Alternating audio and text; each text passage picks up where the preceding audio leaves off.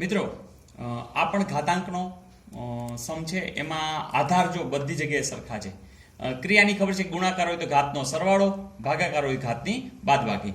એટલે કે તમે આધારને લખી ઉપર 7 + 3 - 6 થશે.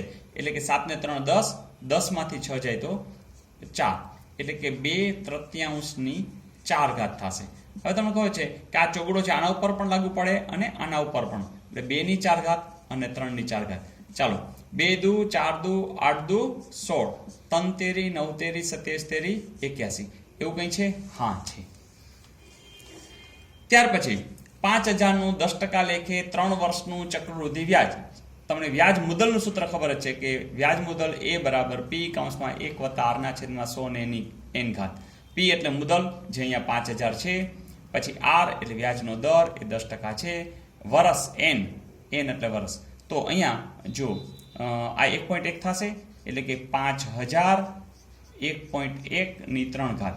એટલે કે 5000 અને 1.1 ની 3 ઘાત કરશો એટલે 11 × 11 × 11 અને પોઈન્ટ મૂકશો એટલે 1.331. હવે આ પોઈન્ટ સપોઝ તમારે કાઢવું હોય તો કાઢી નાખો. નીચે 3 મીંડા મૂકવા પડશે. આ પોઈન્ટ કાઢ્યા છે તો ઉડી જવાના છે. તો તમારો જે જવાબ છે એ આવશે 6655. તો એમાંથી તમારે આ તો વ્યાજ મુદલ મળ્યું છે. જો તમે આમાંથી બાદ કરી નાખશો 5000 તો જવાબ આવી જશે 1655. તો આ જવાબ છે. મિત્રો અહીંયા થોડુંક સ્માર્ટ વર્ક પણ કરી શકો કે સાદું વ્યાજ વિચારો તો 5 તેરીને 5000 નું 10% લેખે 1 વર્ષનું 500 રૂપિયા જેવું થાય તો 1500 થાય. તો આ તો આવે જ નહીં, આ તો આવે જ નહીં. થોડુંક વધારે એટલે કે 1655 કંઈક કર્યા વિના પણ તમે શોધી શકો. અહીંયા તો ગુણાકાર છે, ઘાતનો સરવાળો થશે.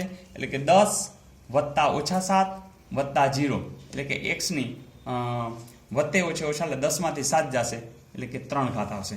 અને 0 ની ઇફેક્ટ કંઈ થશે નહીં એટલે કે x ની 3 ઘાત. મજા આવી?